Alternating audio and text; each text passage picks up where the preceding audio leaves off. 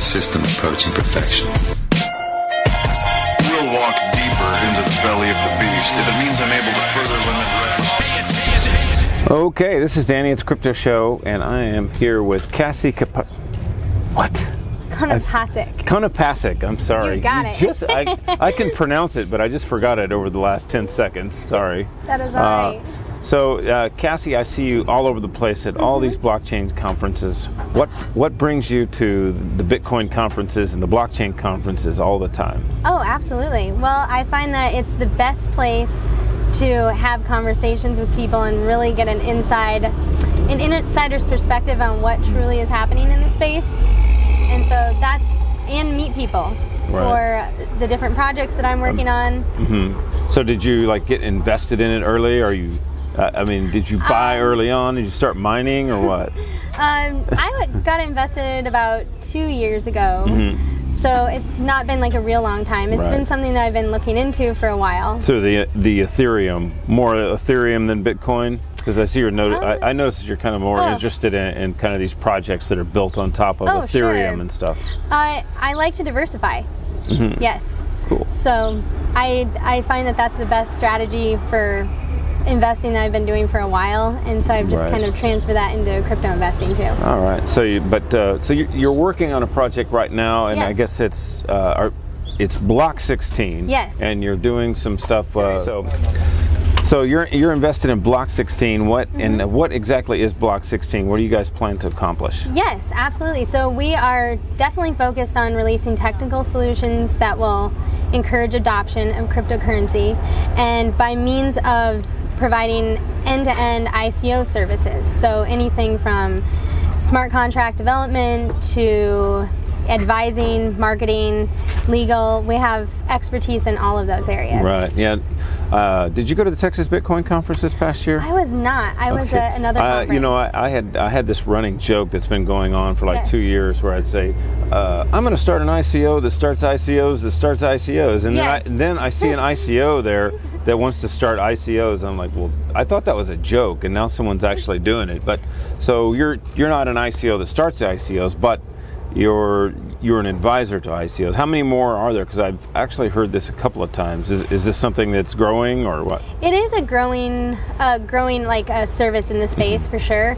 One unique aspect is, we will have our own token sale as well that gives people that are investors access to dividends, if you will, of any projects that we launch. Right. Do you have a set of criteria that keep you away from certain ICOs, or do you pick? You don't just say, "Hey, you're an ICO. Come on, let's do this." Oh, absolutely. No, you definitely want to have a strong team and look and see if they have an existing user base, and it really just depends on not so much if you'll veer away completely from the idea, but maybe you'll provide advice just depending on the situation. So if it seems like there needs to be a lot more growth before they're ready for ICO stage, then that would be more like an advising relationship. Right. So do you have kind of somebody that you're targeting? You're trying to help maybe the cannabis industry, or are there certain industries that you're really focused on? Oh, sure. Yes. So we have definitely been working with a lot of projects in the gaming industry. Mainly our CEO, Kingsley Edwards, he actually was part of Unicorn, and his company prior to that was actually acquired by Unicorn. So he basically ran that sale for them last year. What does Unicorn do? So it's in the esports industry. Esports, yes. Maybe online betting through esports and stuff like that. Yes. Maybe VR, any of that other stuff. So we have a lot of expertise there, but our team also has advised in a variety, even real estate projects, and so a great, very diverse background. Right. So where do you guys see it going here in the U.S. with tomorrow, where today's the 6th. So tomorrow is May 7th, and there's this big fear that the government is going to lay claim that Ethereum is a security, and maybe Ripple. Yes. I'm not so sure about that, because 2 days before this conference, it's about 4 days ago now, I went to a bankers conference here in San Diego, and it was the NACHA, which is the National Automated Clearinghouse Association. Wow. So The lead, you know, the lead sponsor was the Federal Reserve, I believe, or PNC, but you know, the Federal Reserve had like the biggest booth there, and not 20 feet away was another booth that was interesting. Have you ever heard of Ripple? Oh, for sure. Yeah, so Ripple is rubbing elbows with the Federal Reserve over there.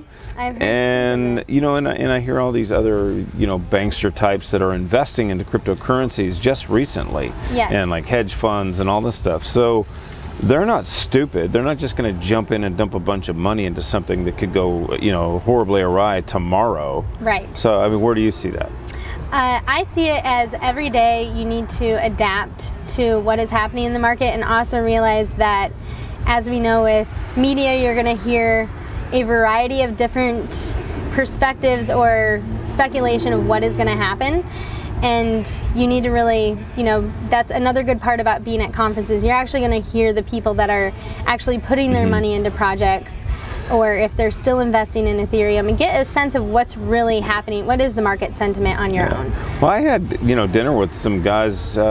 Well, you were there. I mean, that guy was like sitting across from me. He's scared to death. He thinks that the world is going to cave in tomorrow. What from other conferences that you've been to recently? What's the word on the street? That I have not, that's not what I have gathered, is that everything's falling apart. I still see people building and trying to figure out what is the best way to analyze these projects and really get something to a final product stage, which is what needs to happen. I kind of feel like it's going to be some like scary thing, but it's not going to be a final decision. And then everybody's going to be afraid, and Ethereum's probably going to take a dip.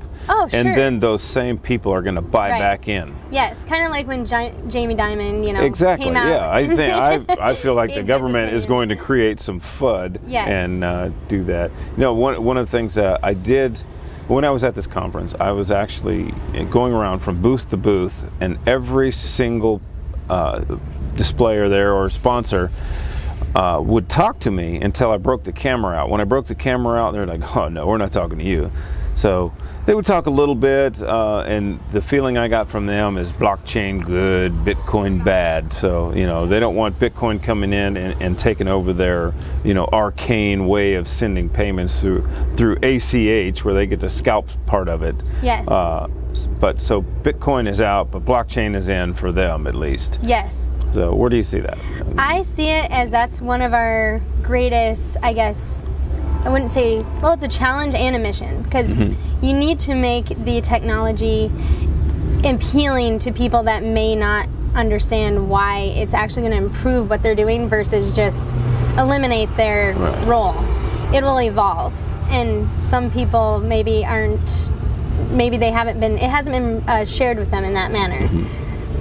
So, getting back to Block16, if somebody wants to get involved, like they have an ICO idea, how do they go about getting in touch with you guys to maybe present it to you, and what's the criteria that they would need to? Yes, so we have a website, and you can definitely reach out to myself, Kingsley, or go through the website, and we will also, in the very near future, in the next couple weeks, we'll be having a form that we're going to add to the website that will outline the apps, like the services that we offer, and allow you to provide us some insight into what you're specifically looking for, so that we make it an efficient and very customized experience. Are you guys married to the idea of Ethereum, or are you? I mean, there's Waves, you know, Cardano, all these other things. We are open to all blockchains. As soon as like as soon as you know, like EOS or whatever. Where do you see EOS fitting into this? Have you looked into this much? Yes, I have. I mean, there's a lot of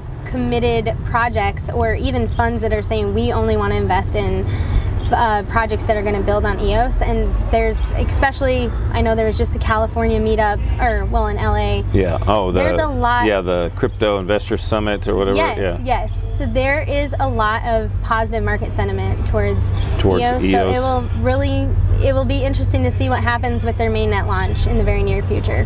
Awesome. All right. So do you have any other information you want to share, how people can get a hold of you guys and check out your platform or what? Yes. Yeah. Please reach out to me at Cassi, Cassi, at Block16.io and be happy to share more about what we're doing. All right. And yes. Is there anybody that you want to say, no, we don't want any? like, what type of ICO do you not want contacting you? Well, it's best to definitely have, know that we're looking for people that honestly want to build something that is going to have a long, sustainable future that's going to actually provide solutions. So, right. So I can't. Can I open a new bank with it? We'll talk about this. Yes. I'm just kidding. I'm just taking a jab at the banking industry. Yes. That's important. All right. That's what we're here for. All right. Thanks. Yeah. All right. Thank you. All right.